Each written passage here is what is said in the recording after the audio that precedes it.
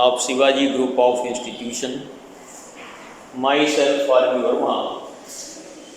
पिछले लेक्चर में आप लोगों ने एथिल एल्कोहल या एल्कोहल फिनॉल ईथर टॉपिक के अंतर्गत एल्कोहल का सामान्य सूत्र, कौन से कंपाउंड एल्कोहल वर्ग के अंतर्गत आते हैं और उनके निर्माण की क्या विधियां हैं, ये आपने पढ़ा। इसके साथ साथ एल्कोहल के सामान्य गुण, इसके अंतर्गत एल्कोहल का अपसामान्य क्वथनांक यानी उसका क्वथनांक समतुल्य ईथर या एल्केन्स की तुलना में उच्च क्यों होता है। अब सामान्य का तात्पर्य यहाँ पर ये है। तो पिछले लेक्चर में यहाँ तक आपने पढ़ा, उसी के आगे आज हम आपको बताएंगे। तो आइए एल्कोहल की जल में विलेयता। एल्कोहल एक कार्बनिक यौगिक है, वैद्युत अनपभट्ट है और वैद्युत अनपभट्ट जो होते हैं वो जल में लगभग अविलेय होते हैं। एल्कोहल एक वैद्युत अनपभट्ट होते हुए भी जल में विलेय है, इसका क्या कारण है। तो आइए एल्कोहल की जल में विलेयता। अब ये सामान्य गुण नंबर 2 डाल लेंगे आप। एल्कोहल की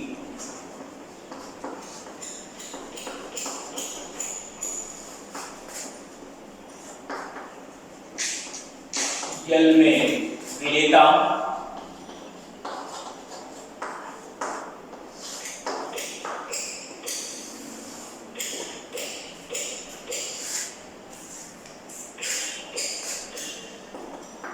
एल्कोहल के अणु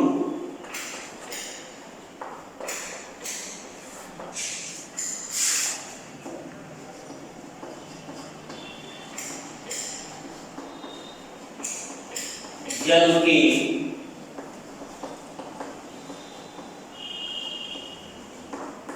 अणुओं के साथ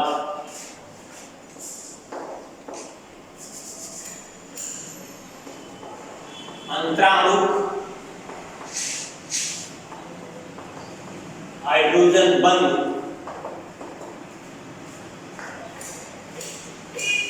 जल के अणुओं के साथ अंतराणुक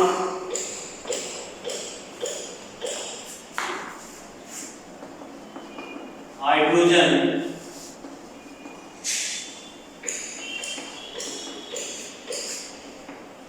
बंध के द्वारा संगुणित हो जाते हैं।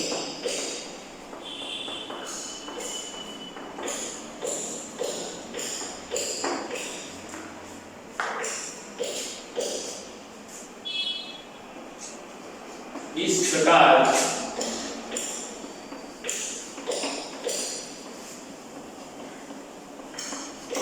एल्कोहलिक पदार्थ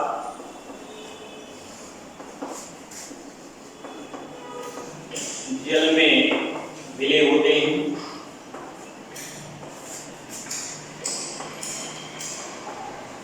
और यहाँ पर इसका देखिए केमिस्ट्री क्या होती है, इसको ध्यान दें।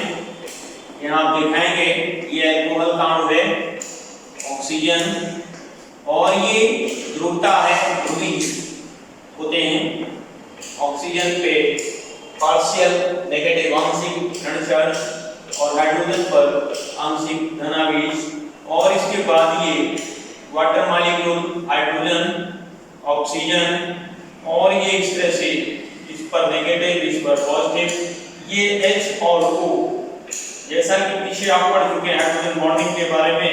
इधर ये दिखा दीजिए, इधर ये वाटर के साथ दूसरा वाटर एल्कोहल मॉलिक्यूल, इस तरह दो एल्कोहलों के बीच में जल का अणु आ जाता है।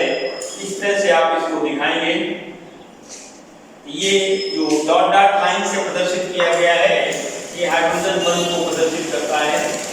ये अल्कोहल और ये क्या है, ये जल का मॉलिक्यूल है सेंटर पे, तो दो अल्कोहल अणु से भी जल का अणु आ जाता है।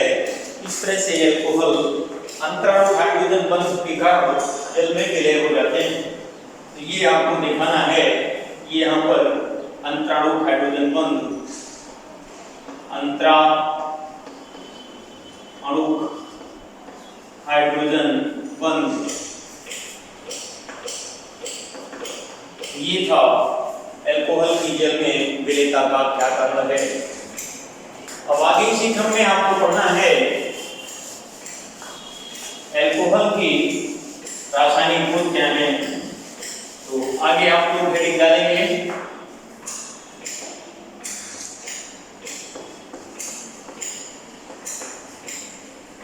अल्कोहल की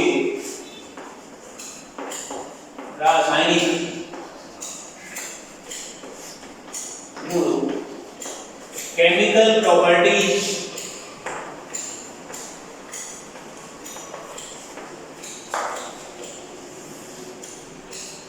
तो सबसे पहले आइए ध्यान देना जरा,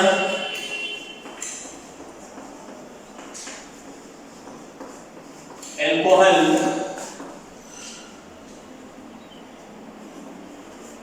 की क्रियाएं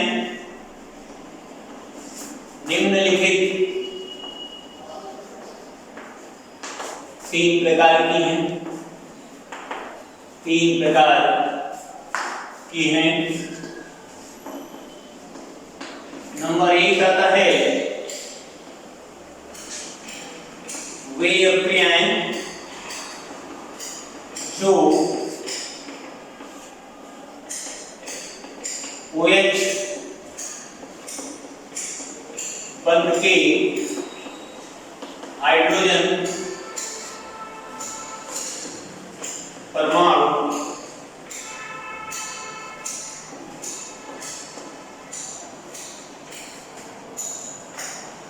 वे क्रियाएं जो OH बंध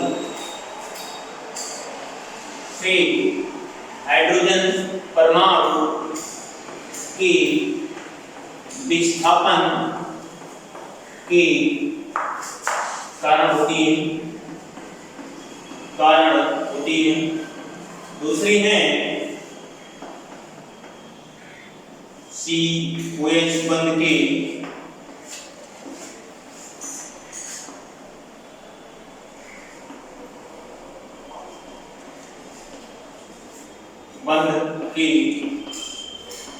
OH के कारण।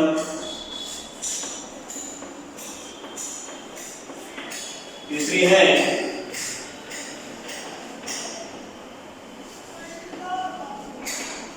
एल्किल समूह या संपूर्ण अल्कोहल की क्रियाएं। इस तरह से 3 तरह के रिएक्शंस संभव होते हैं अल्कोहल में। अब आइए सर्वप्रथम OH की H पर निर्भर क्रियाएं हैं, तो अब आप डालेंगे। अब नंबर 1 डालिए,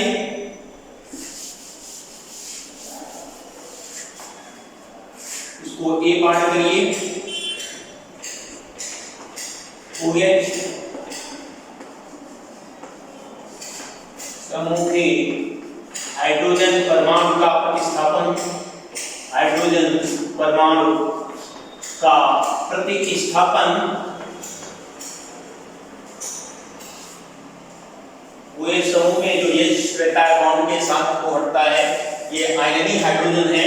अब नंबर 1 इसके अंतर्गत ध्यान देना, हाइड्रोजन हटता है इस क्रिया में। तो सर्वप्रथम यहाँ पर इसकी क्रियाशीलता का भी क्रम देखेंगे। ये क्रियाशीलता का क्रम है, ये मेथिल अल्कोहल OH, फिर आता है प्राइमरी अल्कोहल,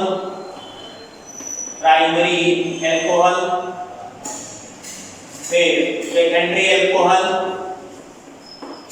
फिर आता है टर्शियरी अल्कोहल। ये हाइड्रोजन का प्रतिस्थापन इस क्रम में होता है सक्रियता मिथिल अल्कोहल का हाइड्रोजन सबसे सरलता से शीघ्रता से आयनिक होता है। फिर प्राथमिक अल्कोहल 2 कार्बन से स्टार्ट हो जाता है। तो ये सक्रियता का क्रम भी आप लोग लिख लें, सक्रियता का क्रम। अब इसी क्रम में अक्रिया नंबर 1 है। सर्वप्रथम आप ध्यान देंगे अल्कोहल की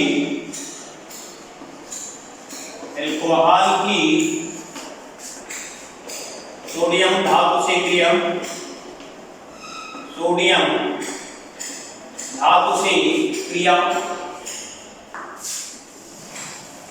यहां पर आप लोग ध्यान देंगे ये अल्कोहल है और ये इस तरह से H और यहां पर ये इस तरह इसको देके और यहां से टूटता है और ये बनाता है R एंड O। इस तरह से ये नेगेटिव चार्ज और ये H आयन देता है। ये अम्लीय प्रकृति को भी बता रहा है। अल्कोहल वास्तव में उभयधर्मी प्रकृति का होता है। ऐसे यौगिक जो प्रबल अम्ल के साथ क्षारीय गुण और प्रबल क्षार के साथ अम्लीय गुण प्रदर्शित करते हैं वो उभयधर्मी यौगिक कहलाते हैं। अल्कोहल एक उभयधर्मी है।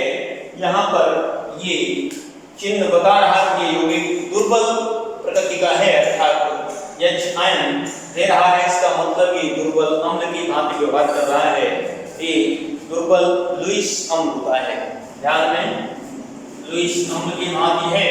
और ये जो यहाँ पर आपका एल्को ऑक्साइड आयन बनता है ये नेगेटिव आयन और इस तरह से ये सोडियम के साथ क्रिया करके ये आपका सोडियम के साथ क्रिया करके और ये सीधे RO यानी सोडियम मेटल बनाता है। सोडियम एल्को ऑक्साइड, सोडियम एल्को ऑक्साइड ये क्षारीय प्रकृति का सोडियम प्रबल क्षार है। इस वजह से अल्कोहल के जो एल्को ऑक्साइड होते हैं वो क्षारीय प्रकृति के हैं, अर्थात इनका जलीय विलयन लाल लिटमस को नीला कर देता है। ये इससे इसकी अम्लीय प्रकृति की पुष्टि होती है। ये H आयन दे रहा है, अम्ल है और ये यहाँ पर इससे क्रिया करके एक लवण बना देता है। सोडियम एल्को ऑक्साइड एक लवण है। यहाँ पर इस तरह से इसकी अम्लीय प्रकृति की पुष्टि होती है। अम्लीय प्रकृति और ये एक लुईस अम्ल है और लुईस अम्ल या लुईस क्षार ये दुर्बल होते हैं। ध्यान रखें ये रिएक्शन हो गया। इसी क्रम में अब आगे आप पढ़ेंगे ईस्टरीकरण। ये वो क्रियाएं हैं जिनमें OH से लगा हाइड्रोजन केवल आयनिक होता है। नंबर 2 आता है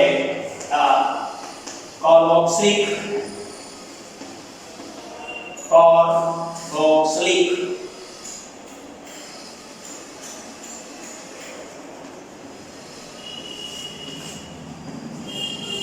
अम्ल की अल्कोहल से क्रिया। कार्बोक्सिलिक अम्ल यहाँ पर ये मान लिया आपने C+OH इस तरह ले लिया OH और यहाँ पर ये हाइड्रोजन अल्कोहल का है। O से लगा हाइड्रोजन ही सक्रिय हाइड्रोजन कहलाता है। याद रखिए N, O और S ऐसे एलिमेंट से लगा हाइड्रोजन सक्रिय हाइड्रोजन। यहाँ पर हाइड्रोजन आएगा अल्कोहल का और OH जाएगा ये इस तरह से। और ये एक तरह निर्जलीकरण है। ये शांत H2SO4 की प्रेजेंस रहती है। यदि शांत H2SO4 नहीं लेते हैं तो रिवर्सिबल रिएक्शन बैक हो जाएगा। तो इसे बैक इसकी उत्प्रेरितता को रोकने के लिए सीधे वन डायरेक्शन में रखने के लिए शांत H2SO4 एक निर्जली कारक के रूप में रहता है। ये है निर्जलीकरण के रूप में है ये। और यहाँ पर आपका बन जाएगा CH3COOR। ये बनता है ईस्टर बनता है और इस तरह से वाटर मॉलिक्यूल निकल जाएगा। ये क्रिया ईस्टरीकरण कहलाएगी। क्या कहलाएगी? ईस्टरीकरण। ईस्टरीकरण है ये, ईस्टर फॉर्मेशन है। इसी क्रम में तीसरा टाइप आता है रिएक्शन का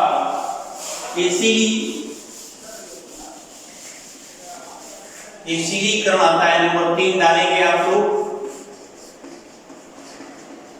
एसिडीकरण, एसाइलेशन, यहाँ पर स्पेशली ये एसिटिल समूह रहता है। एसिटिल समूह से हाइड्रोजन का प्रतिस्थापन होता है। ये हाइड्रोजन हटेगा, OH से लगा हाइड्रोजन एसिटिल समूह से हटता है ये। और ये आपका इसके लिए ये है, इसके डेरिवेटिव लिए जाते हैं एसिड के। एसिटिल क्लोराइड ये ग्रुप है, एसिटिल ग्रुप है। और ये H और O और R ये अल्कोहल है। यहाँ से ये सीधे ये Cl निकालेगा और इस तरह से ये भी ईस्टर ही बनेगा। बट ये क्रिया यहाँ पर ये जो अल्कोहल का हाइड्रोजन है एसिटिल समूह से विस्थापित हो रहा है, हट रहा है। इस कारण ये क्रिया एसाइलेशन या एसिडीकरण कहलाएगी। फॉर्मेशन मुख्य उत्पाद के रूप में ईस्टर ही बनता है ये इस तरह से। और जब एसिड और अल्कोहल होता है तो वो क्रिया ईस्टरीकरण कहलाएगी। जब एसिटिल समूह से हाइड्रोजन हट रहा होता है तो एसिडीकरण कहलाएगी। इसी क्रम में आगे और आप देख लीजिए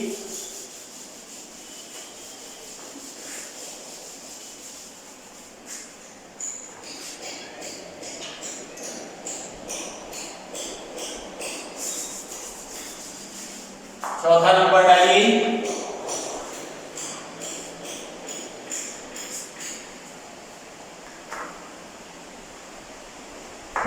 अब इसी क्रम में इसके और एक्शंस भी हैं, ध्यान में बी पार्ट डाल लीजिए। और ये अल्कोहल का जो OH समूह है, OH समूह की अभिक्रियाएं, OH समूह का मतलब है COH, यहाँ से ब्रेक होगा ये। और ये इस तरह से आप ध्यान रखेंगे। आप इसकी सक्रियता का क्या क्रम है, इसमें आपका जो टर्शियरी अल्कोहल आता है ये COH, ये सक्रियता में सबसे आगे। और इसका कारण यहाँ प्लस आई इफेक्ट है, प्लस आई इफेक्ट। और ये इस पर इलेक्ट्रॉन डेंसिटी इस तरह से। और ये सेकेंडरी CHO एंड OH यहाँ से ये इस तरह से ये आगे फॉरवर्ड करता है, ये फॉरवर्ड करेगा। और इसी क्रम में ये आपका आ जाएगा प्राइमरी अल्कोहल CH2OH, ये यहाँ से ब्रेक होगा। और ये इसके बाद आता है मेथिल अल्कोहल, ये इस तरह से यहाँ से ये सक्रियता का उल्टा क्रम हो जाता है। जब पहले OH जब H हटता है O से तो सक्रियता का क्रम प्राथमिक से मेथिल सबसे अधिक सक्रिय होता है और टर्शियरी सबसे कम। किंतु जब COH से पूरा OH हटता है तो टर्शियरी अल्कोहल सबसे अधिक सक्रिय होता है। यानी इसकी जो क्रियाएं होंगी सबसे फास्ट होंगी सक्रियता का क्रम। तो इस तरह से आप लोग नोट करेंगे। इसी क्रम में इसकी क्या क्या रासायनिक अभिक्रियाएं ध्यान दें। सबसे पहले नंबर 1 डालेंगे। नंबर 1 में है इसकी क्षारीय प्रकृति है। जैसा कि पीछे आपने अम्लीय प्रकृति पढ़ा है, क्षारीय प्रकृति इसके बारे में आप ध्यान दें। ये अल्कोहल है, ये लोन पेयर है और ये एक दुर्बल क्षारक होगा। ये आपका लुईस क्षारक पे वहां कार्य करेगा। लोन पेयर इसके ऊपर है, ऑक्सीजन के ऊपर। और ये प्रबल अम्ल, ये अम्ल है और इस तरह से ये क्रिया करेगा प्रबल अम्ल से। और ये बना देगा R और ये आके H यहाँ जुड़ेगा इस तरह से। और ये एक प्रोटोनेटेड और ये है एल्किल ऑक्सोनियम लवण बन जाता है। ये प्रोटोनेटेड अल्कोहल है। प्रोटोनेटेड का मतलब है प्रोटॉन युक्त, प्रोटोनेटेड अल्कोहल। और ये ऑक्सोनियम एल्किल ऑक्सोनियम साल्ट भी कहलाता है, याद रखें। तो ये यहाँ पर ये साल्ट बन जाता है। ये अम्ल, ये क्षारक है और ये अम्ल है। अम्ल और क्षार मिलकर लवण बनाते हैं। यहाँ से इसकी क्षारीय प्रकृति की पीछे आपने पढ़ा था नंबर 1 पे, जहाँ पर यह चायन निकल रहा था सोडियम मेटल से क्रिया करके, वो अम्लीय प्रकृति की पुष्टि थी। इस तरह से अम्लीय और क्षारीय प्रकृति दोनों की पुष्टि हो रही है। इस तरह से वैधर्मी प्रकृति की भी पुष्टि हो रही है। इसी क्रम में अब क्रिया नंबर 2 डालेंगे और 2 नंबर पे आप सर्वप्रथम लिखेंगे ये क्रिया करता है। सबसे पहले ये एल्कोहल है, एल्कोहल का रिएक्शन हो रहा है, प्लस ये आपका ये H है और ये O है और ये N डबल बॉन्ड हुए, नाइट्रस एसिड है, ये है नाइट्रस अम्ल है और इससे क्रिया करके यहाँ पर ये ऐसे देता है RO और ये single bond N double bond O, alkyl nitrite, alkyl nitrite देगा ये और वाटर मॉलिक्यूल इस तरह से निकल जाएगा। ये था इसका। इसी क्रम में इसका तीसरा रिएक्शन आता है, एल्कोहल रिएक्ट विद एल्कोहल की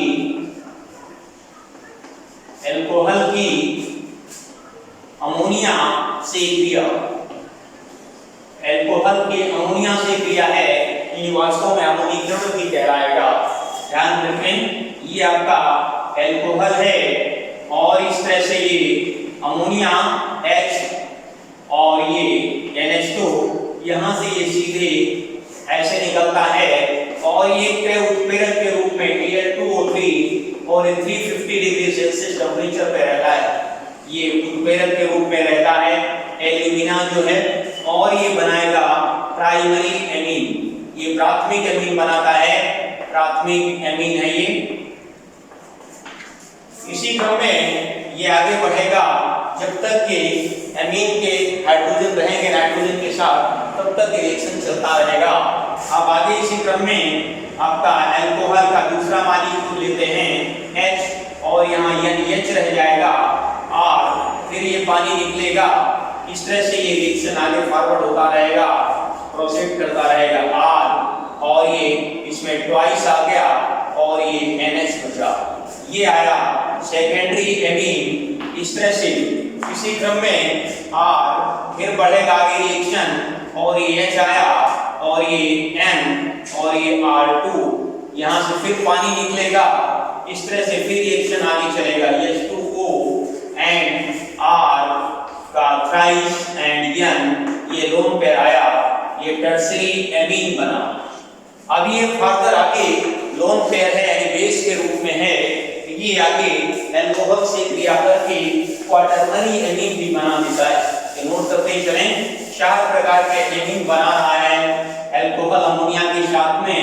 ये आपका टर्सरी, ये फर्दर आगे एल्कोहल लिया और यहाँ पर ये आगे अगला आता है ये N और ये लोन पेयर है R थ्राइस और ये क्रिया हो जाती है और ये बनेगा RO N positive and OH negative. ये है चतुस्क एमीन, ये है क्वाटरनरी एमीन, चतुस्क एमीन। इसको पढ़ेंगे एल्किल अमोनियम हाइड्रोक्साइड, ये एक साल्ट है। इस तरह से ये आगे भी क्रिया करता है। ये इसी क्रम में आगे रिएक्शन करेगा, PCl5 से भी रिएक्शन देता है। नंबर तीसरा डालेंगे, PCl5 से भी रिएक्शन देगा ये। तो आप लोग लिखेंगे एल्कोहल की क्रिया फास्फोरस हैलाइड है, फास्फोरस हैलाइड्स, फास्फोरस हैलाइड के अंतर्गत PCl3 एंड PCl5, ये 2 हैलाइड्स हैं फास्फोरस के। तो क्या क्या रिएक्शन दे रहे हैं दोनों, ध्यान दें। दिस इज द अल्कोहल और इस तरह से ये आपका PCl3 फास्फोरस ट्राइक्लोराइड 3 मॉलिक्यूल लेंगे और ये ट्राइस RCl बनाएगा H3PO3 एल्किल हैलाइड और ये फास्फोरस अम्ल बनाता है। और जब ये पेंटाक्लोराइड से रिएक्शन करेगा इस तरह से PCl5, ये आपका RCl यानी एल्किल हैलाइड बनाएगा और ये फास्फोरिक क्लोराइड और एक मॉलिक्यूल HCl का देगा। ये है फास्फोरिक क्लोराइड। इसी क्रम में ये थायोनिल क्लोराइड से रिएक्शन करता है, थायोनिल क्लोराइड।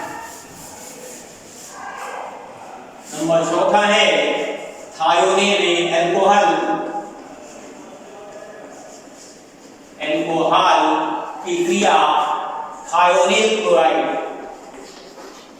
थायोनिल क्लोराइड से है